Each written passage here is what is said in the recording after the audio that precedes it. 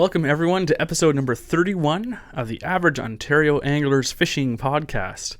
It's getting close to the end of the year now, and with fall now here, it's an exciting time of year for fishing because there's one technique that really starts to shine. Again, it's good all year, but I think in the fall it's a really good opportunity to start using it, and that is jigs, specifically vertical jigs, so more vertical presentations. Now, we're going to get into some of the reasons why jigs can become very efficient for the fall. We have another episode coming up shortly that's going to be all about fall fishing in general, so we'll do our best to balance out the factoids and whatnot. But to get us started, we have an interesting fishing fact that Jesse's going to share with us. And we also have an exciting sponsor for this episode. He's going to be setting up a giveaway as well for all of you who are eligible to sign in for that. We'll get into that sponsor in a little bit, but first off, let's get Jesse started with the interesting fishing fact. And we've kind of walked away from ratings, but yeah, do good because I'm going to rate you on this one. All right. So I thought that we could do Loon Facts, Part 3. Are we at 3 or 4? I'm going to give you a rating first. You get a passing grade. Passing grade. I don't know. Unless you really surprise me with something. This is a good one. Loon Facts. I'm pretty sure this is Part 3. I think so. You guys love the loons. The funny thing is about this is, ever since we changed our logo to a loon and we started doing Loon Facts, I made the mistake of saying to people, hey, if you ever see a loon, tag us in your photos on Instagram. I get tons of them. Every month, we dozens. get tagged more loons than fish pictures nowadays, pretty much. So I thought we could just do... We have a lot to cover today, so I thought we could just do a shorter, interesting fishing fact. And this one, I actually really like because it's not really facts. It's more about loon lore. Ooh, okay. Right? Okay. So, the call of the loon is unforgettable, wouldn't you say? I agree. Yes. Insert loon call here. Do your own. That was not terrible. a loon. Yep. So, a real call of a loon is unforgettable. And it's the sound and symbol for the wilderness as a whole, and a sound that, in my opinion, it perfectly describes remote solitude. Would you agree with that? I think so. Yeah, so when you hear that, usually you're on some, I don't know, you can hear it on any lake, but usually you hear that noise when you're out in the middle of the wilderness. It's interesting. The Chippewa believed that the loon's haunting cry was an omen of death. It is for fish. Yeah, and in some native legends, the loon is a bird of magical powers. In others, it's a messenger or a symbol of power. So I thought we could just go into some of the lore that, the loon has. So the early European settlers had their own reactions when they first heard the eerie call of the loon. Now you have to think, there's not loons in Europe, I assume. Maybe there are, but not the specific kind that we have here. So when they first heard this call... The reactions were interesting. So a guy named Henry David Thoreau describes the sound of the loon. This was like an old school guy back hundreds of years ago. He described it as the wildest sound. Okay? His usual note was this demonic laughter, yet somewhat like that of a waterfowl. That's what he said. So he said, it's the wildest sound, like demonic laughter, something like a waterfowl. So it's not a duck. It's slightly scarier. Yes. So that's what one guy said, one of the early European settlers. Now, the ancient Inuit of Alaska, they have actually elaborate burials for loons because they're very significant birds. And what they do is they adorn the skulls with ivory eyes. Loons are very important to a lot of different cultures.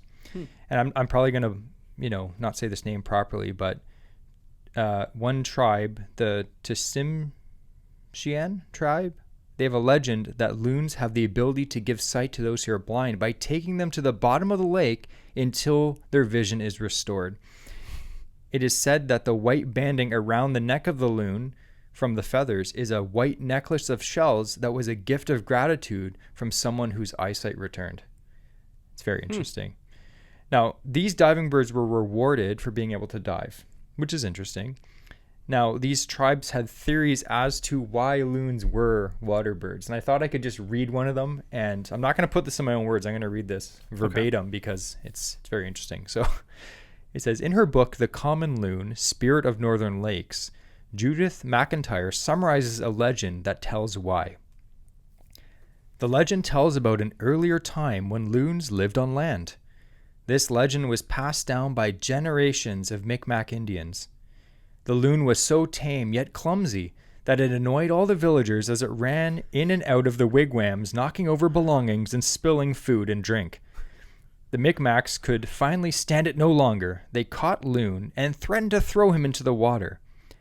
Thinking quickly, Loon begged them not to throw him in the water, but to throw him in the fire instead. Smart. The Indians, thinking they could finally get even, were sure to throw him into the water. When he was safely away from the village, he called back to them with his wonderful laugh, saying, "Just what I wanted, just what I wanted." So that's what they're saying when they're going, "Woo! Just what I wanted." And that is how the loon became a water bird.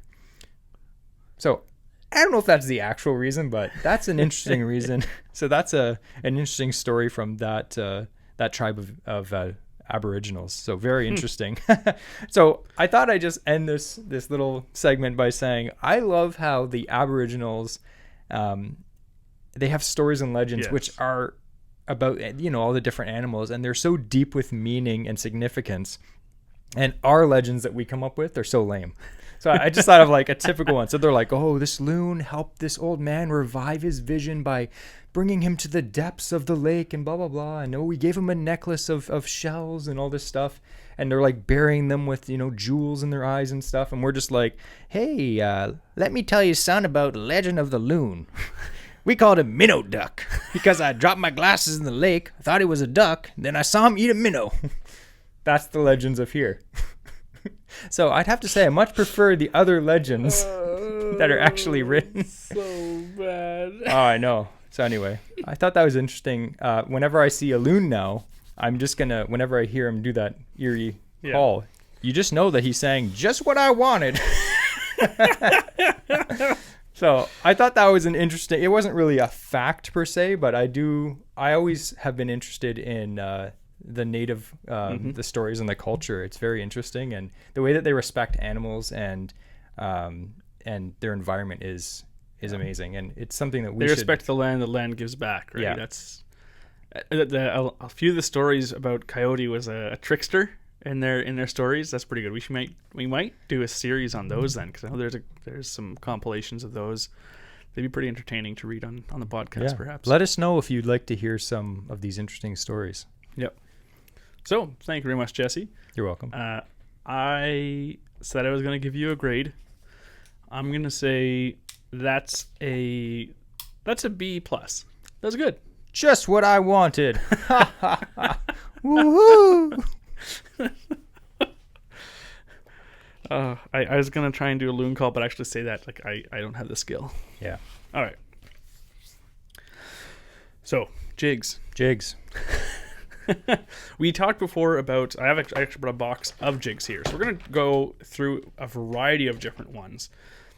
Some of the ones, just to get started, that we're not going to talk about too much is, for example, bladed jigs. So chatterbaits, if you're interested in those, there's a huge podcast about those. They're primarily a cast and retrieve bait. They can be jigged. So if you can use them in the same techniques we're going to talk about today, but we're not going to be focusing on bladed jigs. We'll put the full link to that full podcast that we talked just about podcasts in the show notes below. Yeah. I will give a hint as to our sponsor. Well, not a hint. I'll just tell you who it is. So, Jacked Up Jigs. He's giving away some of these awesome products, and we've used his stuff for years. They're really well tied, really well made. So he has the giveaway for those. We are going to be talking about bass jigs, because in the fall time, the reason why I was saying before about jigs in the fall is a really good opportunity, because as we know, fall fishing, we're going to get into a bit more on the next episode as well, but metabolism slow down, and fish, they're not as active oftentimes because the water temperatures are colder. And so moving to a presentation that is more vertical, or you cast out a jig and you work along the bottom, it's a pretty slow retrieve. You're not just like cast out, retrieve, cast, retrieve. So it gives these fish more time to be able to locate and eat that bait.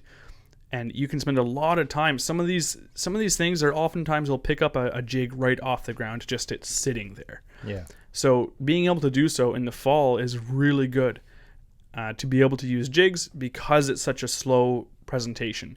And also the fish generally are deeper in the fall or not in as much shallows. So they're holding to further underwater or deeper structures. And jigs really shine around those areas because, again, they sink. All jigs sink. Except for, they're called floating jigs. They're not really jigs. Yeah.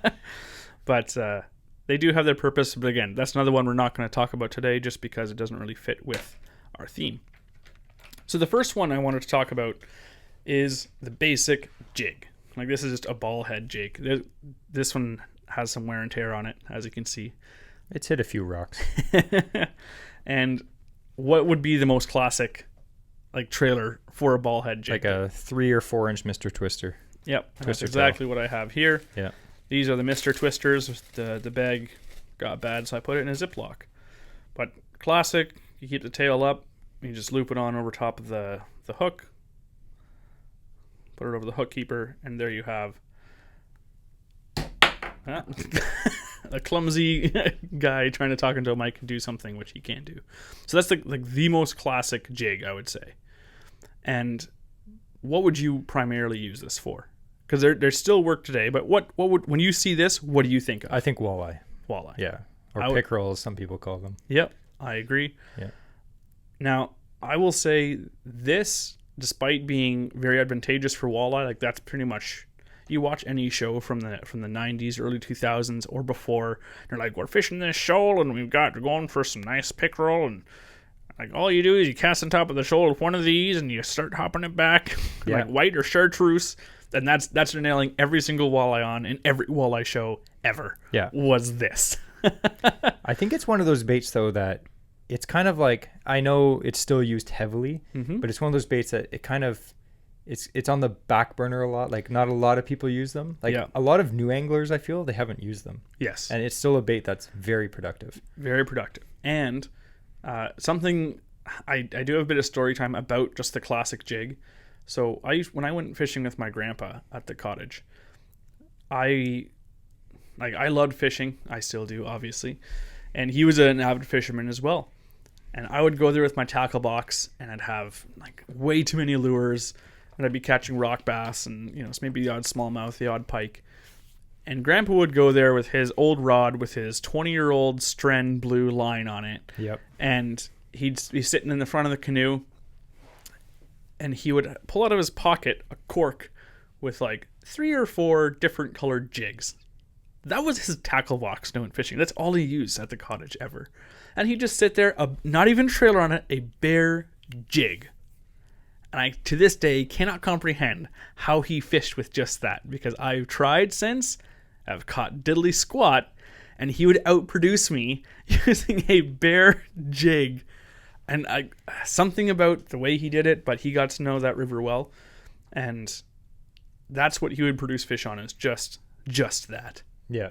It blows my mind. That is hilarious. But there are a lot of trailers you can use for a jig. Another good one that I'll mention, so the Twister Tail, it's classic. There are a few brands, like Mr. Twister is classic. Yum, they have theirs. Z-Man has one. I've noticed it's something that not a lot of soft bait manufacturers, especially the smaller guys, everyone has a stick bait, but not all of them have just a regular grub. Yep. But they are, like you're saying, they're very effective. Limestone Lures, he's got these little split tails called the Scrappy fluke. And they're a crappy bait, but they also work really well on kind of just a regular ball head jig. But the same thing. You start it on all the same way. And even that's like a deadly little fluke bait. Just a different action. Don't have as much undulation. But when we went fishing for our most recent trip, we were with Radio Voice Royce and his brother on our last camping trip, and we were fishing around these rapids for some walleye, and Royce's brother, he cast out and he's using a twister tail and a jig head because that's classic. Yep. He's casting it around. What did he catch? But a musky. So when they catch anything, they literally catch anything. I've seen some of the biggest smallies in my life come up on just a ball head jig with a twister tail. Well, remember that one day we were fishing when we were really young, and I was fishing a chartreuse twister tail. Yeah. Down at the river mouth there. Yeah. Remember what I caught? A brown? A huge brown. Yeah. It was randomly in the middle of the summer. Yeah. Or not in the middle, maybe like late June or something like that. Yep. And we were just carp fishing down at a local like marina area. And I had on a 3 or 4 inch twister tail grub, and I was just casting it out, kind of like jigging it back to the end of the pier and casting it out again. And I hooked this fish, and I thought it was a sheephead, because we used to catch sheephead all the time down there, like freshwater drum. Mm-hmm. And it was fighting really deep, and I was like, 100% it's a sheephead. Comes up, it was a big brown. Not huge, but it was a girthy big lake brown. It was silver. And I was like, oh! And we got a picture of it, but that was back in like 2005, so yeah, pictures were terrible. Yep. But yeah, that just goes to show you, like a twister tail or any like jig like that, you can catch anything on them. Yeah. And I wanted to start off with that one because that is the classic and it's still productive today. Yeah. Moving on from just your basic jig, you also have, actually I wanted to mention this. So with the basic jigs, for a time they had these weird ones. Now this was the vibro tail, this one specifically, by Nebco. Now I remember, and when I get old tackle boxes, I find these jig heads all the time, and they have like a really weird shape. It's like a triangular jig head, but then where you'd expect to have the eye of the hook, there's then like a football jig head attached to it, and then the eye of the hook. Yeah. And it's designed to sit like completely upright in the water. So when it lands, it's nose down, and this little minnow bait on the back, they would come pre-rigged oftentimes. And that was the classic jig head back in the day. And you could use it just swimming, you could use it, but it was really good for hopping on the bottom, and it was kind of like the first stand-up jig design. They've come a long way since then from these weird shapes, which are very prone to getting wedged into rocks and snapping off. But that is another old one that you don't really see that shape anymore, but that's because we've gotten better at designing jigs. Yeah. So the next one, tube jigs. So what is the difference between a regular jig and a tube jig? What is the difference? Well, the jig head goes inside generally. Yeah, so it's enclosed weight. And I'll ask the same question again. When you hear a tube jig, what species do you think of? Smallmouth. Smallmouth. Yeah. And that's because tube jigs are imitators. Generally, a crayfish imitator is what they were originally intended for. So a jig hook for a tube jig has that, again, it's much more slender. It's kind of elongated down the hook shank.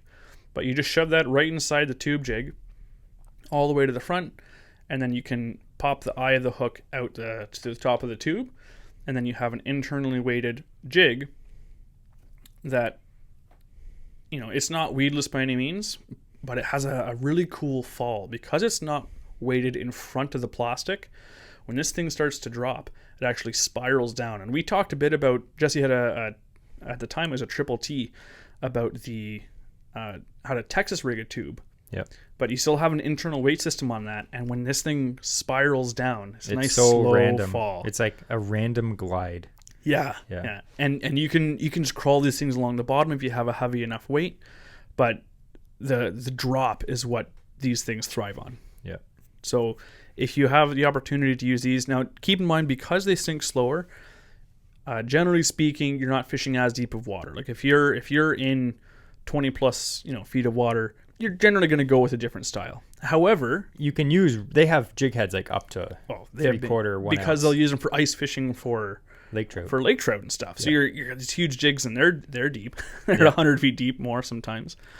But generally, if you're going for bass and stuff like that, they're more considered a shallower jig. Again, not like Senko style. They're going to run deeper than that. But they're a really good option for fishing around some sparse weeds, especially if you go back and listen to how they're Texas rigged. It really helps for the retrieval on those. You're not picking weeds off all the time. But fishing around some mid-depth structure, these are killer for especially smallmouth, because they have it's just like a crayfish imitator pretty much. Yeah. And I mean, some guys, they use like the big white ones for lake trout. And, you know, we've caught everything on tube jigs, pike, walleye, musky, like, you know, guys fish big 8-12 inch tubes for musky. So like it's a technique that's worked forever, and it probably will continue to work forever. I know like some lures go in and out of popularity. Like it seems like, oh, the Ned rig comes out and everyone's chucking a Ned rig, and then, oh, this other technique comes out and everyone's chucking that. But there's still guys fishing the tube jigs for smallmouth.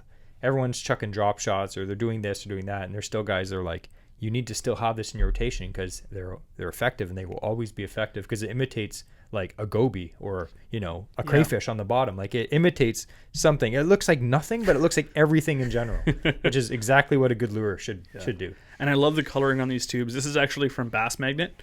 These tubes look amazing. All their colors look incredible. Mike does an insane job. I don't know. They are awesome. How he does it, but if I did colors, it would be like black, white. That's it. So again, like Jesse said, they're not just for bass. That is their primary use. But like I said, we've caught all kinds of different stuff on them. Again, they're huge for lake trout. Like I said, for musky, we're not going to talk too much about the bigger stuff for musky, but it's a whole other rig that you use with treble hooks hanging off the bottom of them and whatnot. But you can get a huge variety. I didn't bring them. I actually have micro tubes as well if you wanted to go real finesse for the fall. Because they're going slow, much slower rate of fall, generally speaking.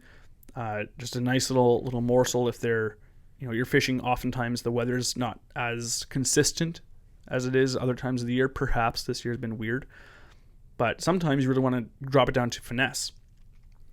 So that being said, you can have finesse jigs. So this one here is, I think they're 1/8 of an ounce on these, or 3/16, I think. 3/16 of an ounce. And I'll rig this with crappy jigs on it. I have even smaller ones that I'll actually have like crappy tubes, and the tubes are like 1.5 inches long or 2 inches long. Yeah. But it's a tiny tube. But I've fished those on 16th ounce weight, and it takes forever to drop down. But there have been days when that's all that was working. It's just really dropping it down. So another thing that's great about jigs is they're so versatile. You can have something that's weighs a 1/16 of an ounce jig head to something that weighs 1.5 ounces, 2 ounce jig head if you want to get crazy. Like those things exist. But the next one that we're going to talk about, which I borrowed from Jesse, this is his last one. Yeah. Is the snap jig. So why don't you talk about that for a second there? Yeah, so we went on a walleye trip this year in the spring, and you probably, if you listen to the podcast for a while, we talked about this a few episodes back, but if you're just joining us recently, a snap jig, this one's made by Berkeley. It's basically a jig head. It's kind of an arrow shape, and then it has a built-in plastic fin on the bottom, and it looks stupid. When I first saw these, they came out, I was like, that's stupid, that's gimmicky, and I didn't buy one for a long time. And I saw a few shows on YouTube, and they're like, oh, it's cool because it has a jig when you jig it up and you let go of it. Unlike a tube jig, which kind of glides and goes random places, most other jigs just drop right down to the bottom. It's like straight up, straight down. Okay, that can work 95% of the time. Unfortunately, this trip we went on, the fish were really finicky. The weather was kind of like, it was raining, it was a cold front. The only thing that they would hit was these snap jigs, and we tried everything. Our whole box of different lures for these walleye. The snap jig, the way it works is when you have you don't want any drag on this bait. You just want it to be a straight tail plastic, so that when you snap your rod up, it snaps up, and then as it falls down, it doesn't go straight down. It glides like 3 or 4 feet ahead or to the side. So it's unpredictable too. Sometimes it'll glide 4 feet to the left. Sometimes it'll go forward. And I think that just random action triggers fish because they're looking at this bait. It snaps up and then it just like swims away in the opposite direction. And they're like, no, it's mine. They grab it. So this one, it was crazy because Andrew was trying different jigs and I was smacking them on the snap jig. And I was like, man, you got to try it. You try it. Because like I was spanking him. Like it was like 5-0. And I was like, Andrew, just try it. I was getting very frustrated. And he was trying to do his thing. And I've been in the same position. I'm like, no, I want my stuff to work. Finally, after I caught 5 or 6 fish, he's like, all right, give me one of those. Tied it on. And he's like, what do you do? And I was like, just cast it out, let it sink, snap your rod, and then reel up the slack. And then you'll just feel like a fish grab it. Or when you snap the rod up, the fish is already on. Yeah. And he caught a fish in like 4 casts. Yeah. And after that, that's all we fished the rest of the trip. And we cleaned up it was a really good trip. We did really well. We caught, I'd say, I don't know, 12 nice fish each. Yeah. Walleye. Yeah, it was amazing. Yeah. Nothing huge, but the lake's not really known for massive walleye either. Yeah, but they were good. They were good either size. Good, yeah. So it does look gimmicky. And I've had people say, those are stupid. You can catch them on a regular jig. We tried. It didn't work. So that's the reality of it. Sometimes you have to experiment, and sometimes experimenting pays off. So definitely check those out. Highly recommended. They're a bit expensive. I think they're like $9 for 2. Yeah. So if you do snag up on rocks, it can get expensive. But hey, if that's all the fish are biting, I'll buy a pack or 2.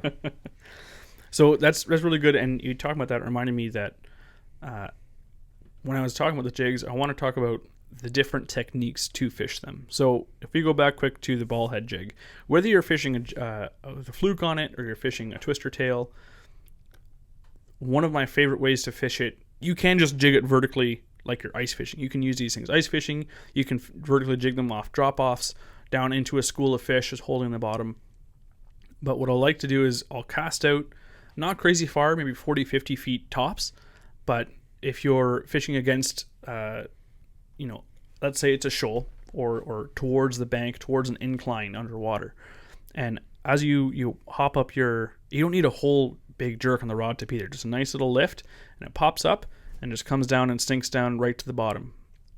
And you cast out, just let it sit to the bottom, and then just pop it back slowly. Because you're coming down a slope, you don't have to reel in that much slack, because as it's coming towards you, it's also going deeper. Yeah. So as it goes, it's a really good way to fish a variety of different depths. Once you find the depth that whatever your game fish is sitting at, you can then start focusing on that depth. But this is a really good, any jig is a really good way to kind of find that depth where they're holding. Because even if you have really fancy electronics, when fish are sticking right to the structure, the electronics aren't good enough yet to see them. Mm-hmm. You can see something, hey, there's probably something there. But if you're fishing, if you see a rocky embankment, you don't know where on that rocky embankment they might be. So you got to fish the whole thing until you can locate where those fish are holding. Mm-hmm. The other one that we talked about was the tube jigs. You fish in a similar way. I usually give a much higher hop, though, just because, again, I want as much fall action on that tube jig after each hop. Yeah. And another cool way is similar to a snap jig. It's called stroking a jig, where you cast it out really far, let it hit the bottom, and then you just snap your rod up. And your tube jig flies up like 3-4 feet in the water, and then slowly spirals down. And that what it does is it obviously causes a lot of commotion. If the fish is not maybe like within a few feet of it, it's gonna be like, what was that? And swim over to investigate. And then when it hits the bottom, they go up to see it, and then when you snap the rod up, that fish just smacks it because it's a reaction bite. Yeah. So that's another cool technique, and you can do that with a lot of jigs, but it works really good with tube jigs because of their really cool erratic random gliding action on the way down. Yes. Another bait that's similar to a tube jig. These are pre-rigged. You can get creature baits where they have an internal weight already. I find they're often a bit heavier. They don't glide as well as a tube jig does. What is that? That's a crayfish. Yeah, this is a crayfish here. I actually, honestly, I've had a few of these over the years. I've wanted to do well on them. I have a really hard time getting good strikes on these baits. I'm not sure why. I don't know if I'm just fishing them wrong, but my preference, hands down, is just a good tube jig. A quality tube jig, a good hook. And again, the nice thing about these is it's generally cheaper, or it is cheaper than buying pre-rigged baits like this. And you can decide what hook you want on it. So you want to upsize or downsize, you want a thicker shank, or, depending on what type of brand or something you want, if you have a preference, you can use what you want best or what's best suited for that specific bait. And it's a lot easier to change and make alterations to it than buying this. So my preference, again, these are cool, but I find they catch more fishermen than fish. Yeah, so a lot of baits that are ultra realistic, I find. So like if you look at a tube jig and then a bait like the one Andrew has, which is basically looks just like a live crayfish. A lot of companies have those. Like they've been out for years. I know Megabass just released one, I think last year or this year, and they're like $12.99 or $12. Yeah. And it's like, that's cool. But I can buy a whole pack of tube jigs and a whole pack of heads for the same price. And the bass love tube jigs. Like they don't look even slightly the same as an actual crayfish, but they look enough. Like, bass aren't that intelligent. Yeah. There may be days when you can argue that, they're so finicky that they'll only hit something that looks that good. But the proven track record of how well a tube jig works will prove like anyone wrong. Like, they don't really care as long as it looks similar and it's presented in the right way. Mm-hmm. You can present something that looks absolutely real in the wrong way and a fish won't touch it. So it's more about the presentation, less about the looks. Yeah, that's a very good point. Because like, what does a twister tail jig look like? Well, it looks like a leech. But like, if you're fishing, it like in like fluorescent orange or something, like, come on. So it's more about how you present the bait and how the fish react to it. It has little to do with the colors, because a lot of the most popular colors that you use for fishing, they're not natural. Find at chartreuse in the wild. Yeah. Like, I personally have not seen something chartreuse be swimming around in our local waters. Unless it's by the nuke plant. But, that's a little different. Yeah. It's blinky. So we talked a lot about bass there. So we'll move on to the bass jigs. Bass jigs are some of the most variety you can find. They're generally all skirted. If it's a bass jig, I consider it to be a skirted jig. Yeah. We can get swim baits. Again, we're not going to talk about swim baits today because we're mainly focusing on our vertical presentations of the jigs. Swim baits, we did talk about them a while back about Pike, and again, even we talked a little bit about them on the chatterbait episode. Swim jig jigs. episode. Yeah. Yeah. But bass jigs, so skirted jigs like this is a really good one. This is actually from Jacked Up Jigs. All the ones we're going to show today are from Jacked Up Jigs. So this is like a small football head finesse jig. Yeah. And with an upright head. So unlike the old one, it doesn't have, like, yes, there is kind of a football shape to the head of it, but it just has all the weight is concentrated to just the head. There's no weird secondary portion of weight. These are just designed to be much more streamlined and efficient in the manufacturing more than anything. But they also, football heads are known to be snagged if you're fishing around rocks, but that's generally on their purpose. If you can fish a football head around some sand or around some mud, not saying you can't fish it anywhere you want, but a really good thing, again, this is a finesse one, but if you get a big football head, one of my favorite things to do that is just cast out, let it hit bottom, and just slowly roll it with a paddle tail on the back or something, and it's just like rummaging around, snap it up the odd time, and it just like digs into the bottom. Yeah, they're good around like gravel and stuff. Like, they are good around rocks, but you don't want to be chucking them in big boulders, because anything you drag through big boulders is going to snag. Yeah. But the shape of the football head, it kind of like wobbles the jig as you slowly roll in the bottom, because it's not a perfect circle. It kind of like wobbles back and forth, and then when you put like a paddle tail, or most, a lot of guys will chuck like a creature bait or some kind of crayfish imitation, because it almost looks like a crayfish like scuttling along the bottom, and it's great. And these little finesse ones, like we the fishing world is full of videos and information from people fishing in the States, where they're fishing this huge jig and this big crayfish like trailer. Up here in Ontario, that can work, of course, but finesse jigs and small crayfish baits and small tube jigs and little Ned rigs, that's the deal. That's what guys are smashing limits on. Like, look at the huge limits they're catching out of the St. Lawrence on these small little snack crawl stuff. Yeah. It's like 2-inch long little finesse jig, and they're catching like 30-pound plus bags. Yeah. Not on big baits, on small baits. And that's why that finesse jig, I actually really like it. It has a little and wire it's still keeper. got a nice good hook on it too. Yeah. Like, it's not a super finesse hook. It's smaller than the regular, on those other jigs, regular bass jigs. I think they have, a 4-aught hook? I think on those, maybe even a 5. Yeah. It was like a 4-aught. This one is probably only a 3-aught, maybe an extra wide 2. But the hook shank is still thick enough where it's still going to have a good solid hook set, because you're not using this for small fish still. You're going for your big boys still. Yeah. Just a finesse presentation. And when you tip these, oftentimes, again, because this one is finesse, you might not want to go super bulky with your trailer.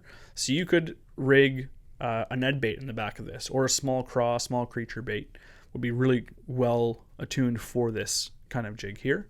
But you go into your standard bass jigs, just for flipping and pitching, and you can put like the classic one is a chunk, right? It used to be like a chunk of pork rind, this pork skin that they would cut up into the shape of like 2 flaps. Yeah. Yeah. And nowadays you can still get They still make pork. It's pork, not as popular. Yeah, you can still get pork rinds. You can get just the chunks, chunk baits. You can get big creature baits, beaver baits. You can put on these. Yeah. You can throw craw baits, imitators, anything like nice and a big profile. Another good option for a jig like that would be, this is also from Bass Magnet. These are the jelly shads. So if you have a nice big, this is a white jelly shad, it pairs really nicely with the white jig, but that just gives a nice deep profile, a little bit of a paddle tail. Again, it's not gonna, you're not swimming this back, but you can. It's not a swim jig, but you can swim any jig you want. Yeah, there's no rules. Yeah, but if using a paddle tail still on a vertical presentation is not, again, there's no rules. You don't have to have, it always has that constant motion if you're going to put a paddle tail on it. Fish it vertically. Guys drop shot paddle tails where it doesn't even move. It's not pulling forward in the water at all, and they're effective. So if you have baits that you think you want to try a little different, you could even cut the paddle tail off, and then it's kind of like a big beaver bait with none of the appendages. And it's just to give some more presence to fill out that profile on your jig. But again, because it's the fall, when we're jig fishing, we can have the punching jigs. These are good in the summer, but as the fall comes around, there's less cover. The weed is starting to die.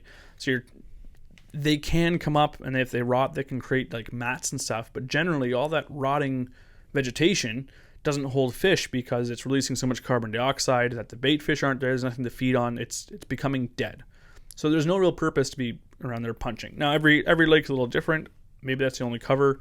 It might still hold some stuff depending if there's current underneath of it still. But generally, your flipping season and punching season is over. Yeah. But you can still fish those deeper weeds. So when you're going around a lake and you're seeing those stands of like pondweed or coontail that are still green, still like sparsely, in 10 feet of water, 15 feet of water, it can be sometimes. Fishing a jig like this, a vertical jig presentation, you can pick apart, you can stay close to the boat, and these fish, they're sitting down close to the bottom in these columns of weeds.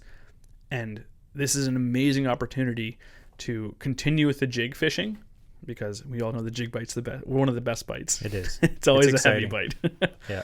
So don't give up your bass jigs just because summer is over. It's mainly the thing I'm trying to say. Yeah, like they're still effective in the fall. It may not be effective as it was in the summer in shallow water, but when those bass slip into slightly deeper water, they might not be in 3 to 5 feet anymore. Now they're in 8 to 15 feet. What's the best way to get down in those weeds? A jig. So it's the same technique, just slightly deeper, and it's really effective. Yeah.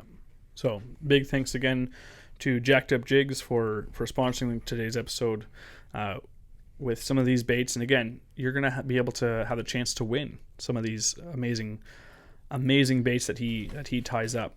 And if you'll have them ready for fall, there you go. Yeah. It's perfect. Because we start using them. We originally met him at CanCast. Yeah. So we saw Sheldon, and his whole family was there. It was nice. His wife and his 2 kids, and they were at his booth, and he had tons of jigs, like spinner baits, bladed jigs, swim jigs, football jigs, everything. Yeah. And there was so much to do at CanCast. I kind of walked by his booth and I didn't even see it.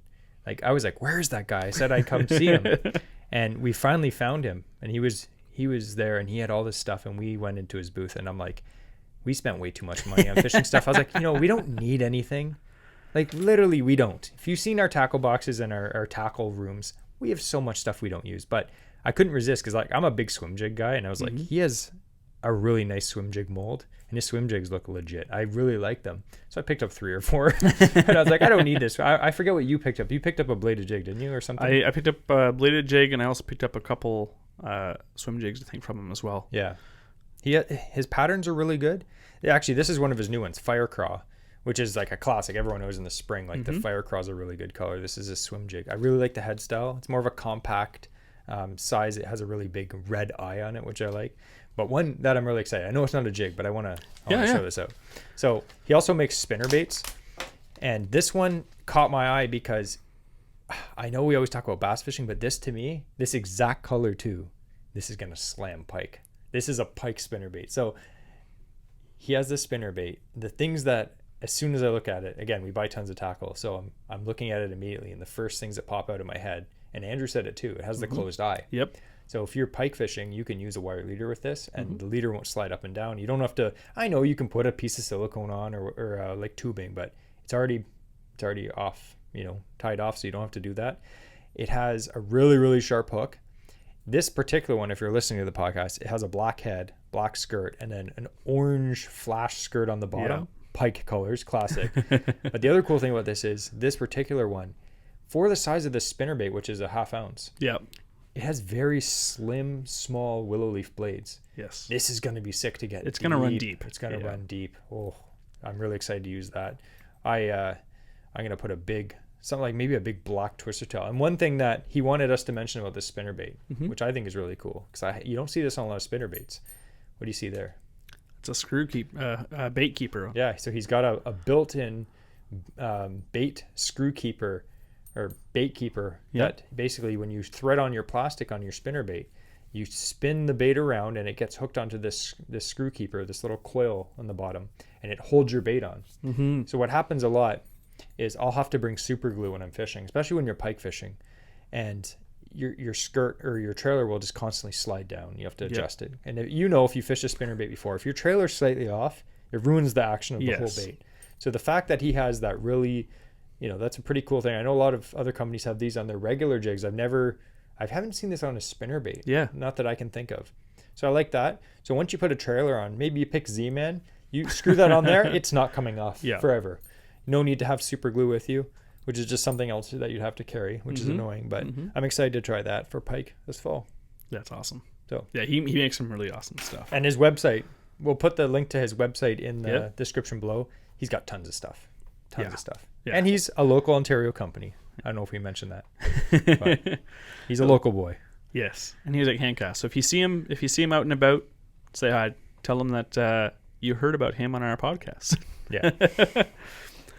So if there are a few other jigs that when you're I think fall fishing, they might not come to mind immediately for you. I know one that well, first of all, we'll do this one because this one will come to mind. If anyone fishes walleye in the fall, all through the summer and whatnot, in the spring, one of the best things around in the Kawartha area that any walleye guy will tell you is rip jigging for walleye. Yeah. And that's generally a bucktail jig. So there's a couple of examples here. Ripping hair.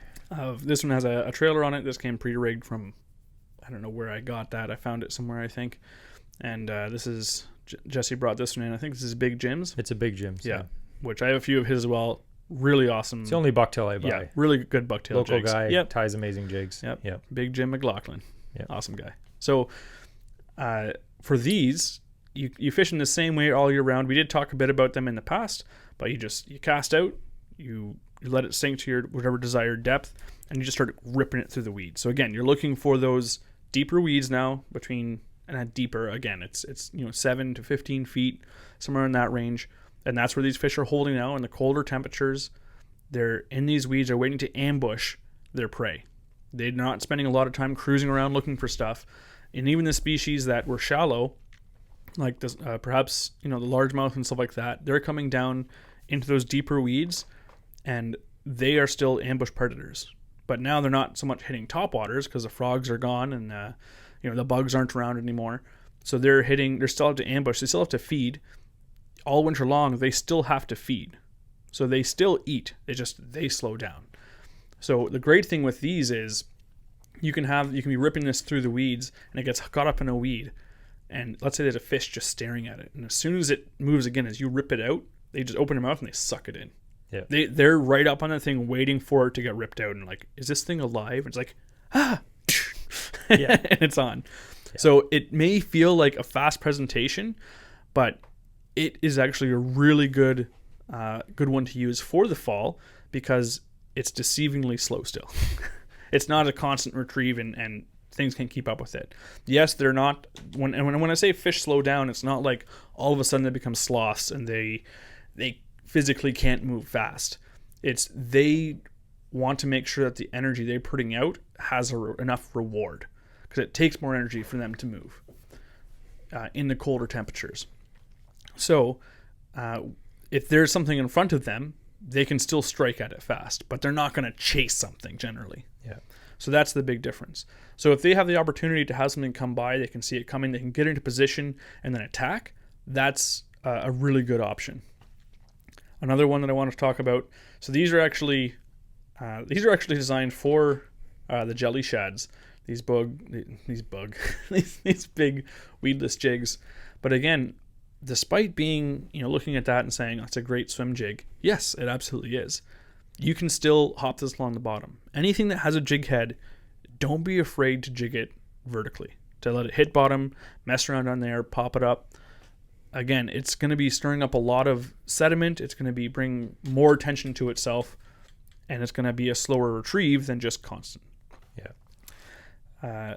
Another one, I brought a couple. First of all, I actually found some more of these. These are the offset.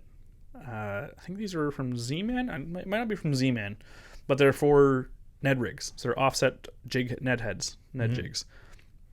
So again, if you're looking to downsize, looking to finesse, this is another amazing one. And again, I like the offset ones because I can rig them completely weedless. Texas rig it right on the jig head. And you can fish these again, same way. Because you're using such a small bait, I really like Ned rigs because they sink down quick. They don't really have like a super slow fall. So you can use a pretty light jig head. And because it doesn't have a lot of for example, the Z-Man, yes, it floats. But you put on a TRD, generally they are salt impregnated, so I don't think they float anymore. But you rig that on, these things sink down like a rocket on a light jig. So you can they're really good for still fishing deep water with a nice finesse presentation on those.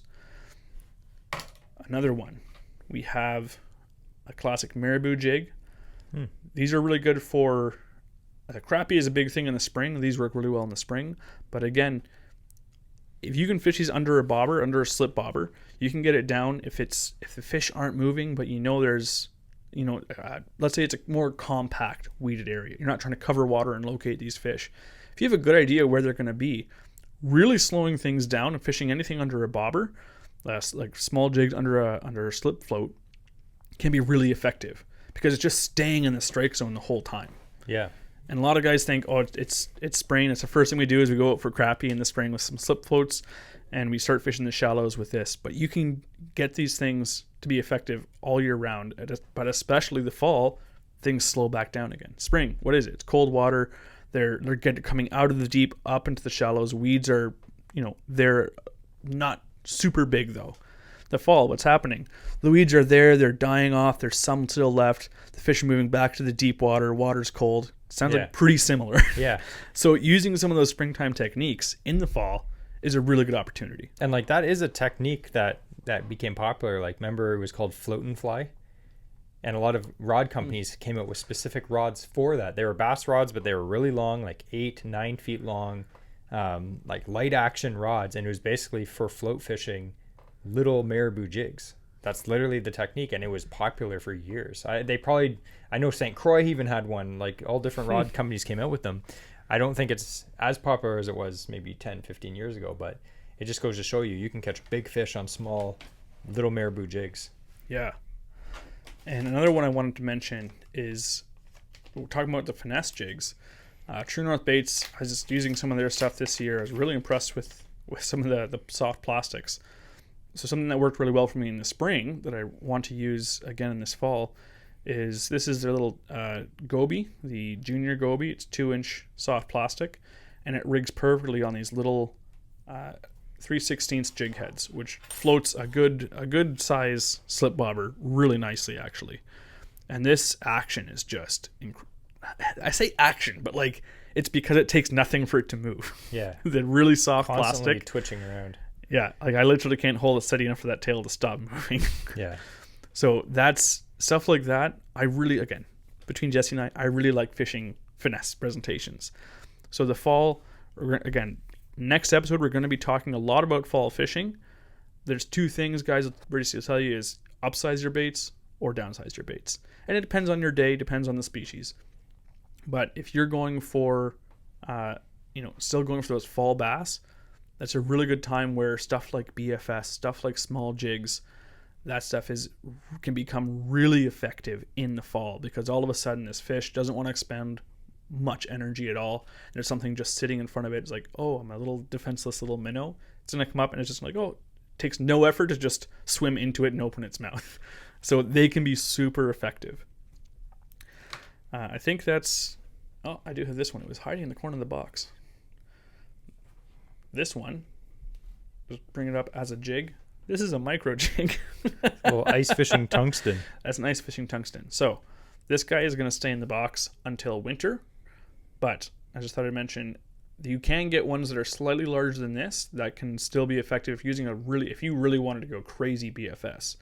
You could start using these as well to kind of fish a similar presentation to that slip float with a crappie jig, let's say, on it. But that, I think, covers generally most of the jigs that are out there, the different styles. We've gone over a lot. There are a few outliers, like I have a weedless jig, but again, this is really good for this one is more of a swim jig style for casting out weedless. You put a paddle tail on the back of this. Nice weedless jig. But I don't usually use these for fishing around structured vertical jigging, just because they're geared towards being drawn through the water. But like I said, anything can be done. I have done it, but you always want to use things that are going to be most effective for you. So there's a few tips in there, hopefully, that you've been able to pick up on. Maybe techniques that you already know but haven't thought to try this time of year. Be sure to give it a shot if you have the opportunity, and let us know if you have any other suggestions on what you like to do in the fall for your jig tactics. We do have some questions from our we had posted a what's that called? We posted a prompt. AOA Q&A. AOA Q&A. Yeah, I thought we could do a few. Instagram. Yeah. I thought we could do a few after you talk about the giveaway. Okay. Yeah, before we forget. Sounds good. So, the giveaway. Sheldon from Jacked Up Jigs, he has come through for you guys big time. Again. Big time. So he has jacked up the prize. And if you like it, then he's going to jack up his prices. No. His stuff is again really well made, good quality. And the prices are not. You're gonna spend more on something like, ooh, look, an evergreen jig, but he puts his heart and soul into making these things be good too. So yeah, for they're much good. Less. We bought a bunch this year. We've had success on them. Yeah, I like his patterns. His quality is very good. Yeah, and again, he's a local Ontario guy. So if you want to give him some business, I highly recommend it, because look at Andrew's shirt. Support local tackle shops. Yes. Do it. And tackle makers. Sheldon's not a store yet. Anyway, what's the giveaway? So the giveaway, it's going to be a variety pack. So there's different sizes, Ooh. different colors, different styles of jigs, and they're different weights, so running different depths. It's a great kind of a surprise. Not even a starter pack, but it's just a really good variety that's going to cover whatever you like to do and whatever you want to get into. There's going to be something in there for you. Yeah. Its value is $150 before tax value on this giveaway. Wow. That's huge. That's a big... So it's like $200 of value that he's just going to give away to... And he's going to ship it right to your door. Yeah. You don't have to leave to your local tackle shop. Still do, but you don't have to for this one. Yeah. That's awesome. We'd like to thank Sheldon for that. Yeah. Yeah. It's awesome. We are happy to meet him at CanCast, and we're hoping that he comes again next year so we can see him again. So definitely, if you come to CanCast next year, definitely drop in to say hi to him. Super nice guy. Yes. Most of these guys are. I know we always say, oh, they're so nice, but he's actually a really nice guy. Him and his family were there. It was really good to see them. So so I thought we could do some AOA Q&A. Mm-hmm. Oh, and before we say that, to enter this giveaway, the only way to enter, we always say this every time, the only way to enter is to follow us on Instagram at Average Ontario Anglers, and we will post the giveaway the week that we post this podcast. So make sure you put on your post notifications. So when we post that story for the giveaway, you can be one of the first ones to enter, because it's a limited time entry. It's like 2 days. That's it. Mm-hmm. Okay. Sometimes it's 1 day. Anyway, I thought we could do some AOA Q&A, and I'm just going to go through these, and we'll pick ones that, I think Andrew would like to answer. So here's, I catch dinks. Love that guy. Yep. Best snack / lunch out on the water. I wouldn't say best, but what do we always do? A can of chili. Can of chili. It'd be like October, we're trolling for muskies, catching absolutely nothing, and I'm like, well, lunchtime, pull out a can of chili, eat it cold. Yep. If you get, now I've tried to take homemade chili, but the fat that goes on top of it I can't get past it. Yeah. But if you get canned chili, cold, there's no like balls of curdled fat on top of it. So it's actually good. If Radio Voice Royce is listening to this, he's going to roll over dead. He's shaking his head right now. I can guarantee it. Okay, so I wouldn't say that's the best snack roll. Food is important, and we're just like, bare minimums. One of my favorite lunches is a really good sandwich, like on a good bun, like a big cheese bun, and I'm talking like a big like roast beef sandwich with a big hunk of onion and lettuce and tomato. Like I just love a really big sandwich. I don't like anything. It's nice to have a hot meal. But if you're fishing in a small boat, it's like, I'm not going to bring like a stove in here, like heat this up. So for me, a really good sandwich is something that, you look forward to. It's like, when you're working, right? You work hard all day and it's like, you're just looking forward to lunch because that day you have a really good sandwich and you're like, it's the small things to look forward to in life to make you happy. So a sandwich, I'd say that. Now, speaking of sandwiches, I don't know if we talked about this before on the podcast, but I remember Justin and I were fishing, we were camping one time and he was like, I'm going to make our sandwiches for fishing out in the boat later. And it was like, it's like, how do you want, and we're gonna have peanut butter and jelly sandwich. And he's like, how much do you want on it? I'm like, make it thick. I want it thick. And so all of a sudden we're out fishing, it comes like lunchtime, whatever, we're gonna eat our sandwich. I'm like, hey Jesse, toss me that sandwich. And he tosses it to me and he hits me like a brick.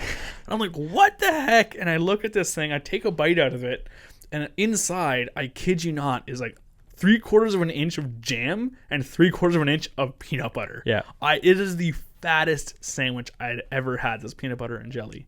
And now it's become like tradition for me where we go camping. It's like, I'm going to bring a loaf of bread and I'm going to buy a whole jar of peanut butter and a whole jar of jelly. And that's not coming home with me. I just like make those sandwiches thick. I always tell Andrew I like my peanut butter sandwiches like I like my women, thick. With 3 C's, thick. Speaking of sandwiches, just briefly, I have a sandwich that smells good. I can smell it from here. And I'm hungry now. So this sandwich is a big full-size rye bread, and I got big chunks of red onions in it. I pickle my own jalapenos. So good. They're so good. But these ones I didn't do in circles. I cut them into strips, so it's strips of jalapenos in there with Black Forest ham. Mustard and mayonnaise. I'm salivating right now. So good. This Subway has nothing on this. Anyway, we're going to switch. That was a good question. Right. Okay. Yeah, I know, right? This is a really good one right here. This guy asks, if you were to build... Sorry, this is Angelo. If you were to build... No. Aww. If you were to build a bass tackle box for someone getting into the sport, what would it be? I know we kind of always go over this because like I used to work at a tackle store and people do that all the time. They'd be like, hey, I'm buying something for my son or my dad or my, boyfriend, and they're just getting into fishing or they have a cottage trip coming up. And they'd be like, I have $100. What do I buy? And it would always be the same thing. I'd be like, where are you fishing? Are you fishing for bass? They're like, I don't know. I'm like, okay, it's bass. It's a cottage, right? Yep. In Ontario. So it would always be, for me, it would be like, as much as I could fit in for $100, it would be a pack of stick baits, like yum dingers, a pack of hooks for those, a chatterbait. Yep. I would 100% be putting a chatterbait in there. Yep. A topwater, usually like something just like a whopper plopper or something, or just a straight retrieve. Yeah, something easy. And then usually Mepps spinner, size 3, size 4, like a Agley Long or... I love the egg. For me, it would be an Agley Long 3 silver. That was classic. I would just keep it super basic. And if you're fishing weeds, definitely throw in like a weedless frog. We've been actually really big. I'd definitely putting in a crankbait in there as well.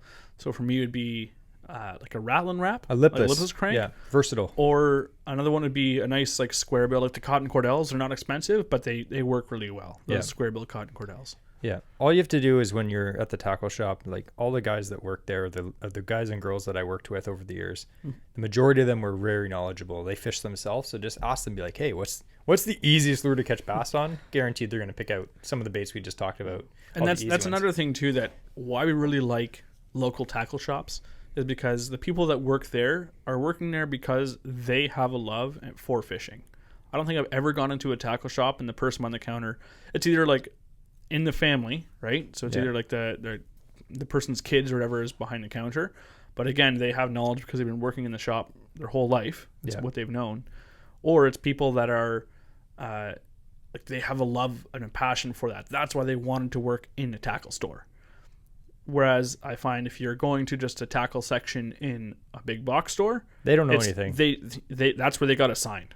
Yeah. They didn't like, I'm going to be in the tackle sections. Like that generally doesn't happen.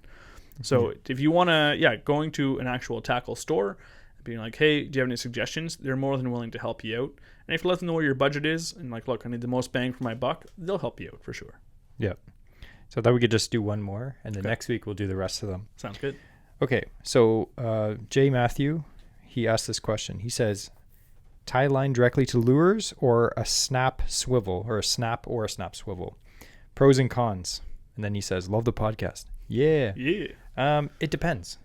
I've gotten to the point where, like, say if we're going, like on that walleye trip we were talking about earlier, I have a jerkbait rod with a snap on it because I'm going to be switching jerkbaits and tying a swim bait on this. And I'm a habitual lure changer. I like to change until I find something that works. So if you're doing that, I'd use a snap. But if I'm fishing like a jig or something that has a little bit more finesse to it, I don't want that extra snap there. It can also like pick up weeds and stuff. If you're fishing with any lure that rotates, possibly like a spinner or a spoon. And a ball bearing swivel. You need a ball bearing swivel. Ball bearing swivel. Worth the money. Yeah, any lure that does that, I would definitely use a ball bearing swivel. And yeah, I know a lot of people. That being said, if we're using a spoon, again, spoons, if you're retrieving it properly, shouldn't spin. So let's say we're shore casting for salmon, we're using spoons. We just tie directly to the spoon. Yeah. Or to a snap ring. But if you put on a small swivel and a snap, it's not going to make that much of a difference. I used to be like, I'll never use a snap, but like it doesn't really matter. Yeah. But yeah, I you always go fishing with people and they're not avid anglers, and you'll see they'll have like one of those big brass snap swivels and they'll have just like a little jig on it. I'm like, what are you doing? But you still catch fish on it. But if you're trying to finesse, I would not use a swivel. Yeah. For my BFS rod, for example, I generally don't use any snaps on it just because on those small baits, it really affects the action. Like Jesse said, finesse presentations. Any jig fishing, I like to tie directly to the jig just because I find it's less, the line will then come off that hook eyelet always at the same point pretty much. They won't get like a snap might spin around, or the jig head, because they're filled with oftentimes paint and whatnot, it's really tough to get that snap through, and you're bending it out and misshaping that snap, and there's more likelihood of it opening up later. Yeah. So if I snap something off, I don't buy cheap swivels. I usually will buy ball bearing swivels, or I'll get really high quality snaps because I want to be able to trust them. Yeah. So if I'm fishing a jig, I'm not going to put on a snap that costs half the price of that jig, knowing that I'm going to probably snap it off on a rock. Yeah, it's true. So, but most of the time, I do have a snap of some sort. I only use a swivel if I'm fishing a spinner, pretty much, that is actually going to be rotating. But other than that, it's I usually have a snap on most of my equipment, except for those exceptions I just talked about. Yeah, and I think that's a good tip about replacing snaps. So one thing, if you do use a snap, don't get lazy and use the same snap for weeks or months.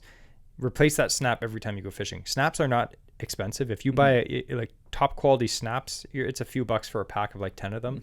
Every time you go fishing, take that snap off, put a new one on, because the constant opening and closing of that metal, they're designed to bend a little bit, but they won't handle that over time, and you don't want to snap off a fish on a broken snap. If you find you just had to I have to rebend it so it stays locked in, automatically that should tell you cut it off, replace it, get a new one. It's worth it at time, because if the next fish you catch is their biggest fish, it's your personal best, and that snap fails, you're gonna kill yourself. You're gonna hate yourself for it. You know? Yeah, and the snap costs 50 cents to replace. Yeah. So anyway, that's a very long story too. The answer is sometimes. So anyway, we'd like to thank Sheldon again from Jacked Up Jigs for sponsoring this episode. Yeah. It's a very jiggy episode. Yeah. I said to Andrew that he should learn Get Jiggy with it, but he said no. So I really like Will Smith, but I don't feel like I like his songs and whatnot. People say, "What's your favorite rap artist?" I'm like, Will Smith. They're like, "Wow, you're white." I'm like, I am. But thank you very much again for listening. Thanks again. Huge thanks to Jacked Up Jigs for another awesome giveaway. So everyone stay posted for that again. Follow on our Instagrams. Look at the stories. Take note. That's your opportunity to be able to win this awesome giveaway. If you have any questions, you can always hit us up at our Instagram at Average Ontario Anglers. Jesse has his own personal one. I have my own personal one as well. if you're looking to contact us directly on Instagram, you can always message us on those as well. But we're always happy to talk to our listeners. No, I was going to say fans, but I don't want to assume. I'll just say listeners, because if you're hearing this and you talk to us, that's what you are. Yep. So quote of the week? Quote of the week. That's your responsibility. Okay, so my quote of the week is, just what I wanted. Oh my just goodness. what I wanted.